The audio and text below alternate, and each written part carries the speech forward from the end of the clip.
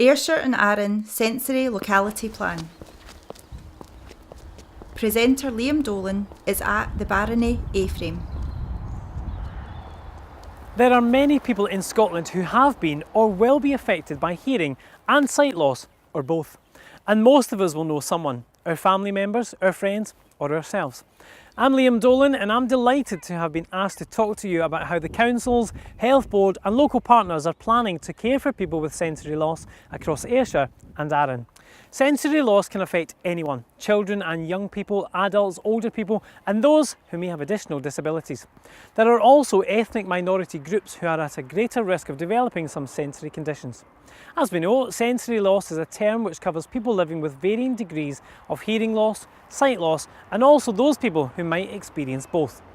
We might experience sensory loss from birth, but for most people, sensory loss occurs later in life. We can't expect any more in the way of resources, so I guess what's needed is a bit of lateral thinking. The Scottish Government have already asked that health boards, councils, education and voluntary organisations work more closely together to help people with a sensory loss have access to employment, education, healthcare and social care, the same way everyone else would. We know that people with a sensory loss often require a whole range of support, including a need to understand the condition, what this loss will mean for them, and being able to access the right information and support to live as independently as possible. We all want that. We have a vision where there is a seamless provision of assessment, care and support, so that no matter where you are in Ayrshire and Arran, you or I will get the same standard and access to services. And then there's your families, parents, carers and friends. We can all help each other. Eddie Fraser, Director of Health and Social Care for East Ayrshire. Overall, what we're trying to do in terms of this locality plan is improve outcomes for people with sensory impairment who live in Ayrshire. So whether you live in North, South or East Ayrshire, we want to work and make sure we improve your outcomes and access to services. We want to make sure whether you're a child, we can achieve your outcomes that you want to achieve, you can attain what you want, you can be included as we go forward. We want to make sure if you're an adult that then you can get work when it's needed. And of course for older people to make sure you remain as independent as you can. We've worked hard to make sure that whether you work for the health service, the social work services, education or in the voluntary sector or out there in communities you're included. So overall it's about delivering better outcomes for people with sensory impairment. Presenter Liam Dolan is at Brigadoon. So, from birth to old age, we need to make sure that we consider each age group carefully. Children. Children and young people's services need to be diverse, and we all know that early diagnosis and intervention are critical to deliver the best outcomes. It's also important that we have a wide range of professionals around the table to be able to fully support children and young people to live inclusively within Ayrshire and Arran and make sure they are getting the best possible support for their own individual needs. Getting services and support right for children and young people means that we should be able to get it right for everyone who experiences sensory loss. This case study shows Erin Grace, a teacher for the deaf, supporting a family and boy 2 years of age with hearing loss in their home. You will then hear from Erin. In Ayrshire there's a range of provision to support deaf learners. There's a base at Towerlands Primary with on-site teachers of the deaf supporting deaf learners within the school. There's also a hearing impairment department at Grange Academy, and there's also Ayrshire Hearing Impairment Service, which is a team of peripatetic teachers of the deaf who visit and support pupils within mainstream schools. We also support children in the early years, so that can be from diagnosis as a baby, and at that stage we'd be going into the home, supporting the families come to terms with their child's deafness, supporting them in developing an understanding of their child's hearing loss, what the implications of that might be, and supporting them really to be able to effectively communicate and promote their child's development. The kind of ultimate aim of our service is to enable our deaf pupils to access the curriculum, to overcome barriers that are being caused as a result of their deafness in order to succeed in their learning. Who's this? Bah. Bah. This case study shows Sean McAvoy, who is in primary 7 and living with sight loss. He is learning to mobilise around his new school. You will hear from Roisin Scrimshire sensory impairment team. Sean is currently at primary school, and in August he will be coming to the secondary school here. So in order to make his transition easier, we're coming every week doing familiarisation training of the building so that he gets to know the layout and the plan, and he's sort of familiar with the area, because it's quite daunting. He's been in a small primary school that he knows really well, and he's coming to this in big environment. So the training takes away any sort of anxiety he has, and it just helps him to keep up with his peers as well. Well, we came last year, and obviously Sean was slightly nervous and a bit apprehensive about it, and so I was keen to sort of take that away and increase his confidence. I think Sean has learned the layout of the ground floor. He knows the first floor, so he's doing really well, and I think he's less anxious about coming now. And I'm sure by the end of the training, Sean will be an excellent tour guide, and he'll be helping all his nervous classmates to get around. This case study shows Liz Angus, who is a teacher for the visually impaired, and Jenny Graham, a secondary school pupil. Liz is teaching Jenny how to use aids to assist reading and writing. You will hear from Liz. I'm part of the visual impairment team in South Ayrshire, and we also liaise with our colleagues in North and East Ayrshire with the visual impairment services there. Part of my role as a visual impairment teacher is to visit schools on a peripatetic nature and to advise and support class teachers and all school staff on how best to support children with visual impairment.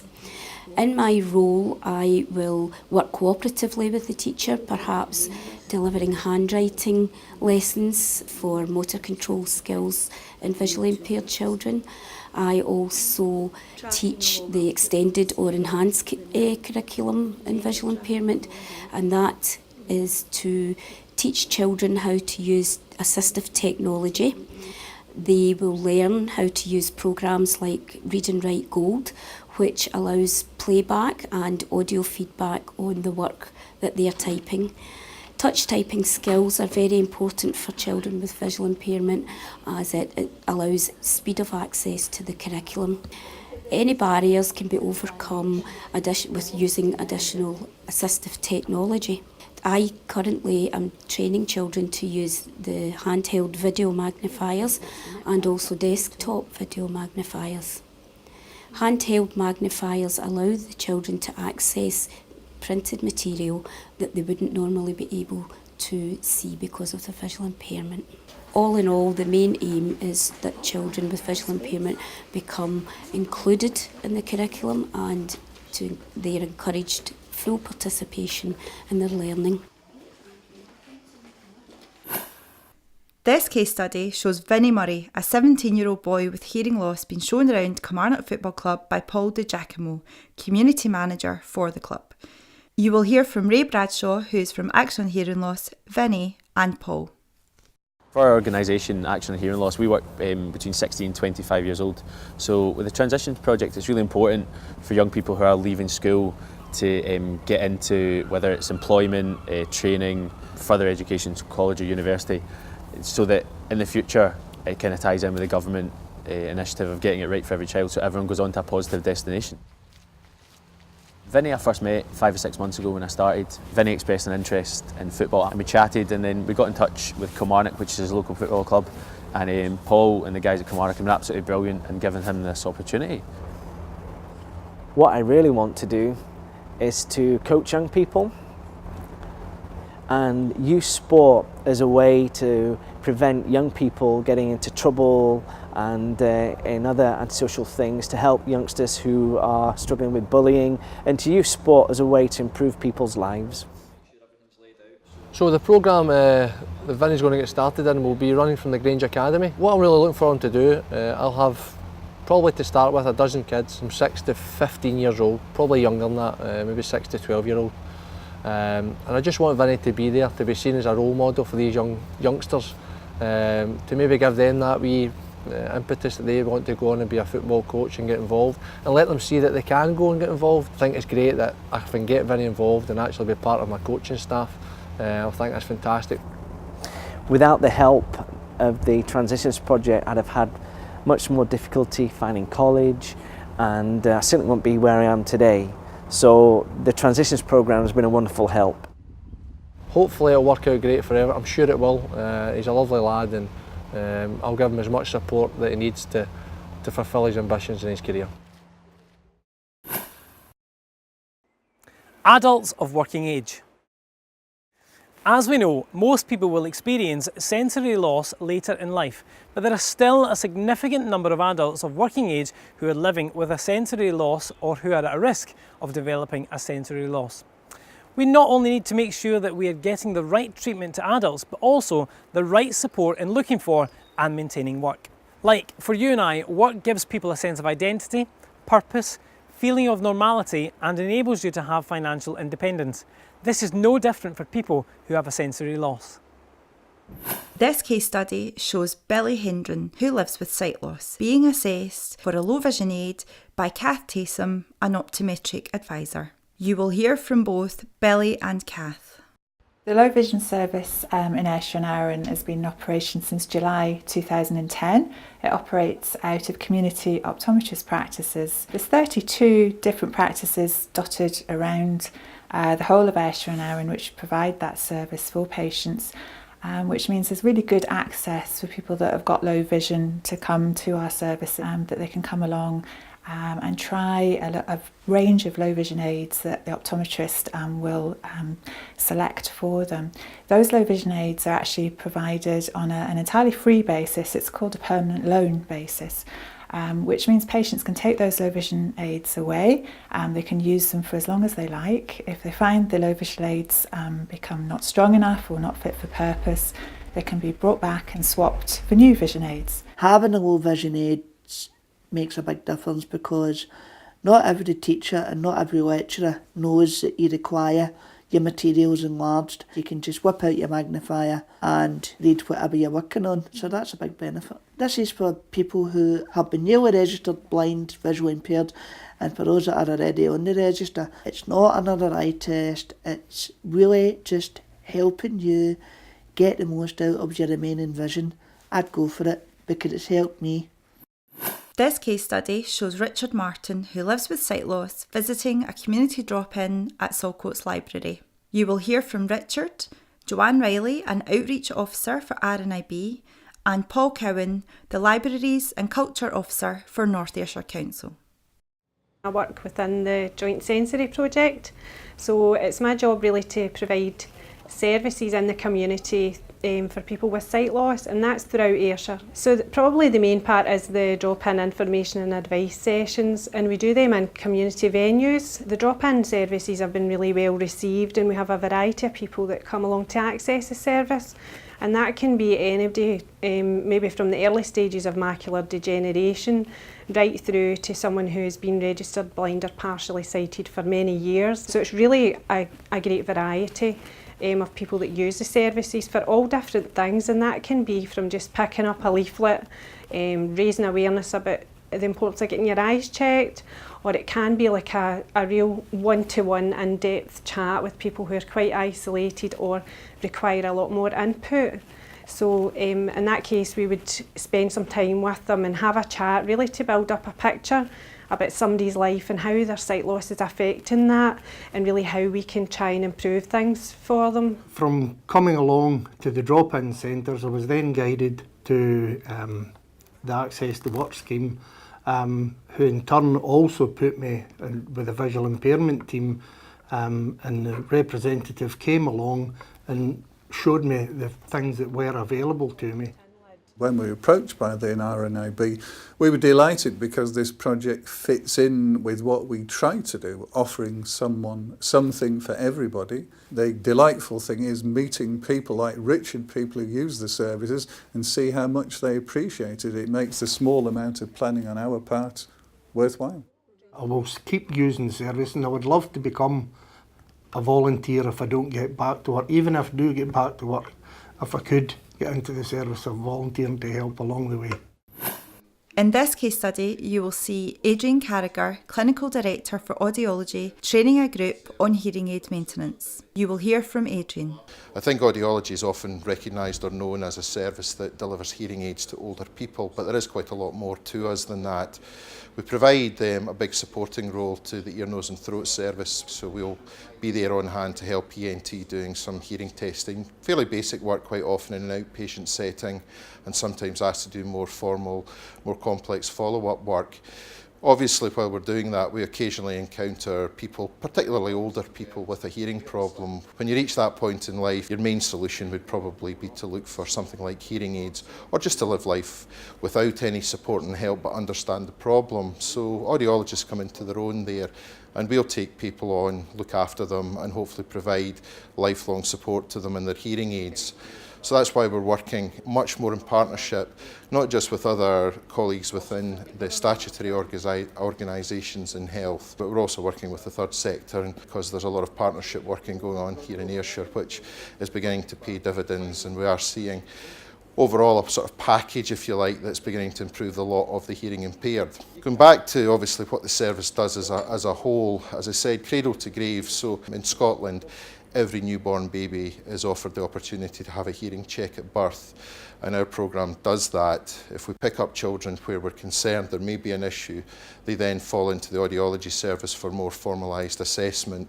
And if we do find a child, bearing in mind roughly 1.5 children in every 1,000 will have some form of permanent hearing loss that really needs a bit of support, then ourselves, our colleagues in ENT, our colleagues in education and in the voluntary sector can all play their part in supporting that child and their family and seeing them grow up reaching their fullest possible potential.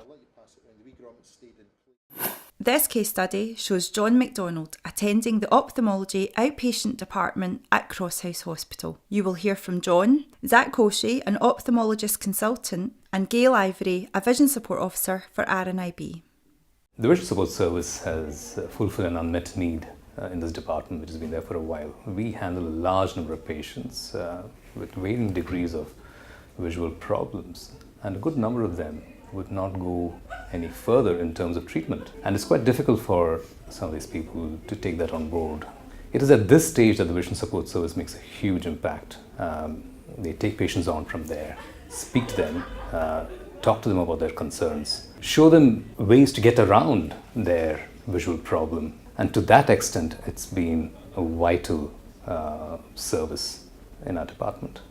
My role as a vision support officer is to offer emotional and practical support as early on as possible for people with new sight loss, people who are newly registered or had a registration change.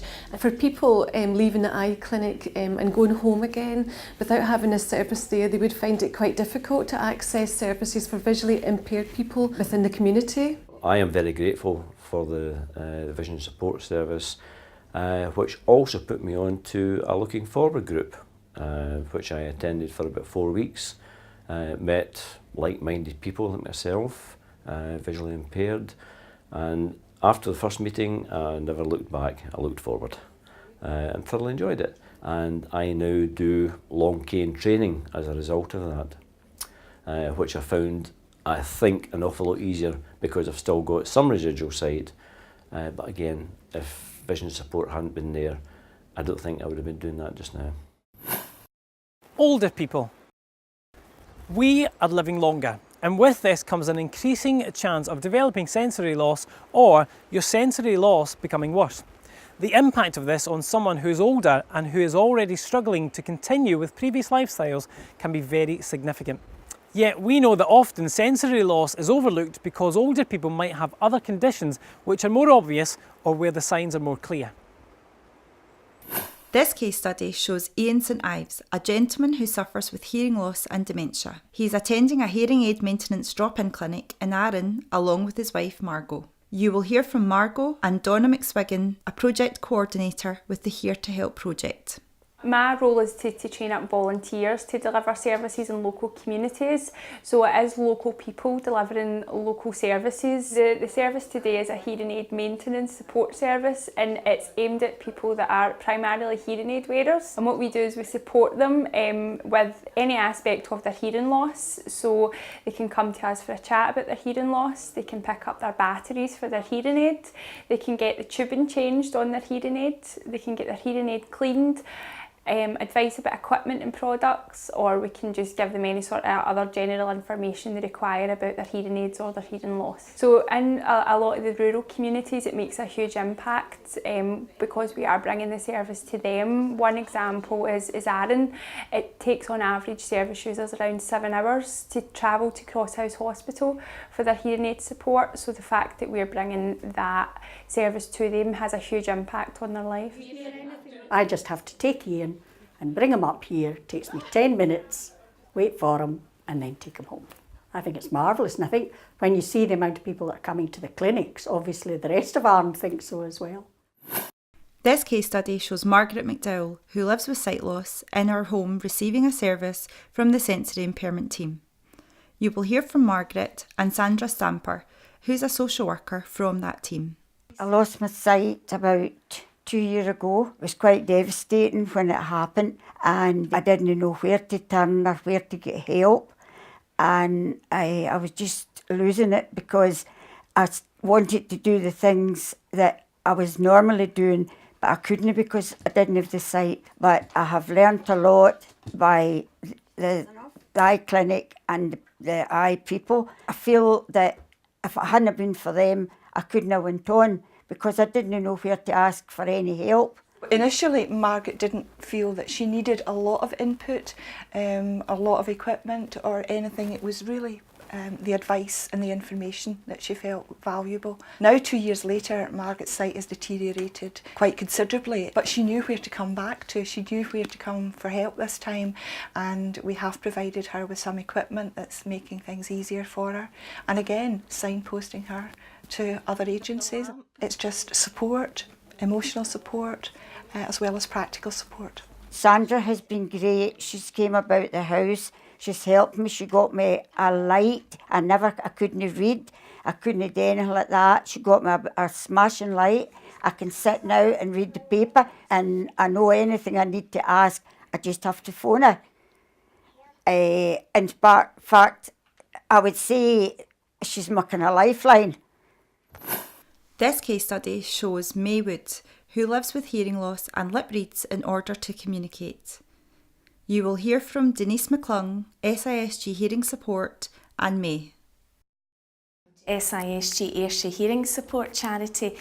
We've been about now for 15 years. We offer a number of services to older people with hearing aids, and currently we have 5 main areas of our project. We have communication training classes which include lip reading, and they take place in 4 towns throughout Ayrshire weekly, so there's quite a number of people involved in that service. But we also do deaf awareness training, and last year the charity helped over 600 odd people throughout Ayrshire. So we do quite a lot in local communities. I have attended communication classes run by SISG for many, many years, and it helped me while I was in work, and it's now helping me to socialise now that I have retired. Because my hearing loss is very severe, I would not cope without all the strategies and tips and the lip reading skills I have been learning while I was there. I can now take part, socialise, verbal communication, and use that just to live a normal life. And it has been really, really beneficial to me. So we've seen a number of people come in and really been transformed, so much so that they end up, some of them becoming volunteers and helping out with the charity too. This case study shows Mervyn Henry, a gentleman living with sight loss, being trained on how to use the long cane and reading in his home. You will hear from Mervyn and then Ali Smith, who is a rehabilitation and mobility officer. After a dramatic sight loss, you know, which was devastating to me, everything that I loved and loved doing, you know, I was unable to do it or restricted to do it, and then it went on and on and on and got worse till I was registered blind by the registrar at the clinic, who would put me in touch with the sensory impairment team. Once they got in touch, and that was the start of a transformation for me. So my role was to go out and provide an assessment in his home, looking at communications, independent living skills and his mobility. It's kind of based around what the service user's goals are. So for Mervyn, one of the things he was doing regularly was going to Ayr, independent travelling in a kind of complex town centre environment. The cane training, that was a great thing for me, and I took like a duck to water to that, and that was great because that allowed me to negotiate safely. Life became so much easier for me. I go out every day, and that has been the difference, where I had no confidence really to go, and very few times now where I panic. At the end of the training, Mervyn was going on routes that were unfamiliar to him. I think he'd maybe went down to a route to Peebles himself on the bus, which I needed to get a map out to see where it was. So that was quite good. Travelling independently and maintaining his confidence and engaging in the community, so that's really the name of the game. This case study shows a meeting of the Kilmarnock and Loudon Blind Club. In Kilmarnock, what we were able to do then was to make up a plan of what we thought blind folk needed as far as service was concerned. And that's where the name Kilmarnock and Loudon Social, Recreational Communication Services for the Blind began. And the idea was that when you looked at the community, the thing that was the problem was loneliness rather than anything else. And so we decided to set this up. The first aspect was the blind club. That idea was to get folk who were interested to come along, and that way I could meet with them every week and discuss their problems and what they were looking for. So that was a big success. And then the next thing was communication. So what were we going to do with the folk who were housebound? And that's where we brought in the communication with the tape services for the blind. We're spreading our wings there because we've got a recording studio in Kilmarnock to provide. So that's the kind of skeleton of it. But what bounces off it is, you come along to the club here, you've got speakers, there's domino competitions, there's burn suppers, there's parties, there's Christmas parties, there's outings, there's a Easter outing, there's a summer outing, and the bond that it builds up between folk in these organisations is very, very valued. So it brings the whole picture into place, and well, that's the service that we provide. This case study shows the Ayrshire Society for the Deaf Club, who are meeting socially. You hear from Beth Reid and Margaret McLean through an interpreter. Okay.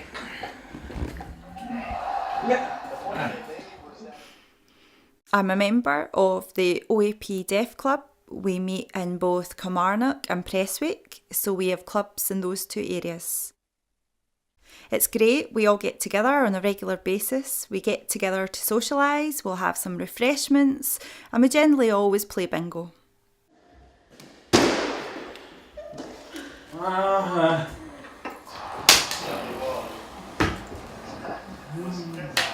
Here at the Deaf Club, on a Wednesday, we have the OAPs in the afternoon, and on Wednesday nights, there is a general social gathering of deaf people. On Thursdays, we have the BSL Club, so that hearing people that want to learn to sign can come along and practice their signing skills. Then every fortnight on a Saturday, we come and we play bingo and we just socialise together using our own language, British Sign Language.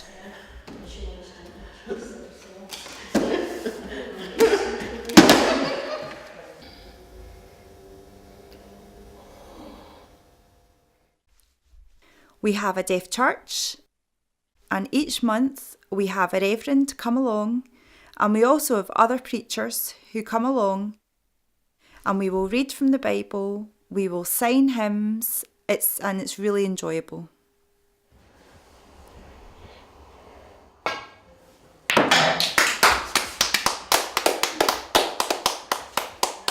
The Deaf Club benefits deaf people as it's a place for us to come and socialise together. Often deaf people are isolated in their homes. They are the only deaf person, so they come here and be surrounded by other deaf people who use sign language.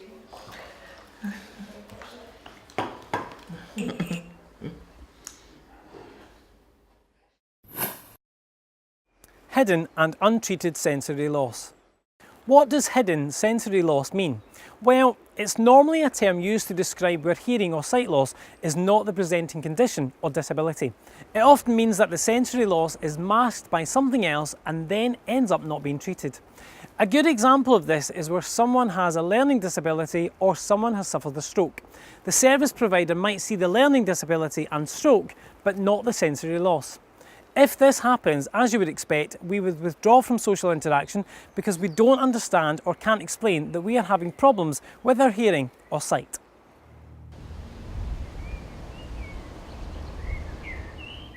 This case study shows Karen Hamilton, a senior carer and vision champion, along with people with a learning disability who are being supported to access eye examinations. You will hear from Karen, then Lindsay Sansom, a Project Development Officer for Hidden Sensory Loss, RNIB Scotland.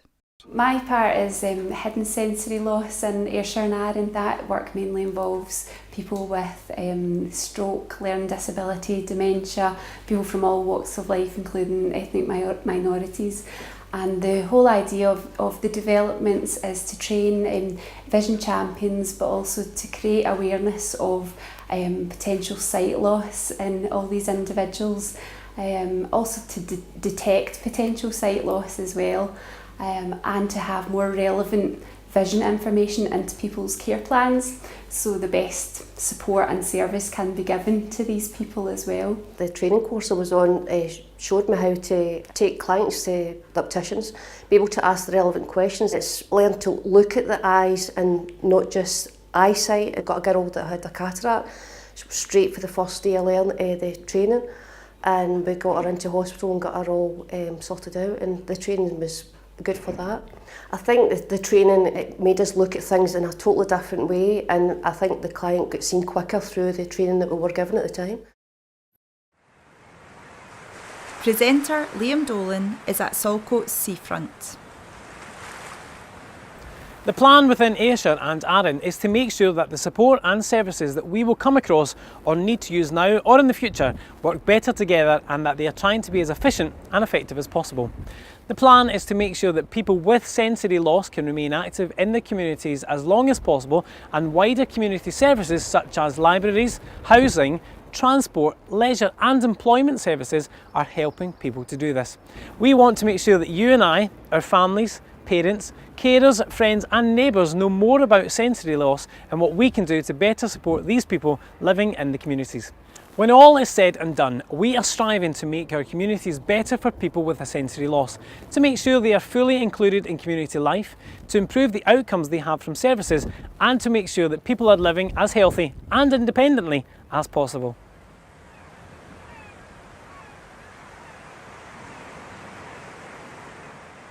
With thanks to the Scottish Government, East Ayrshire Council, North Ayrshire Council, South Ayrshire Council, NHS Ayrshire and Arran, RNIB Scotland, its staff and volunteers, Action on Hearing Loss Scotland, its staff and volunteers, Visual Impairment Ayrshire, SISG Ayrshire, Kilmarnock and Loudon District Services for the Blind, plus its members, Kilmarnock Deaf Club, plus its members, Kilmarnock Football Club, Scottish Football Disabilities Team, Adrian Carragher, Liz Angus, Jenny Graham, Margaret McLean, Erin Grace, Amita Smule Krajzowski and her family, Roisin Scrimshire, Sean McAvoy, Vinnie Murray, Ray Bradshaw, Paul Di Giacomo, Richard and Karen Martin, Paul Cowan, Joanne Riley, Gillian Payne, Lindsay Sansom, Karen Hamilton, Ian and Marguerite St Ives, Fiona Mackenzie, Donna McSwiggan, Nancy Bremner, John MacDonald, Zach Coshy, Gail Ivory, Kath Taysom, Billy Hendren, Jim Bircham, Margaret McDowell, Sandra Stamper, May Wood, Denise McClung, Ali Smith, Mervyn Hendry, NDCS Scotland and Sign Language Interactions.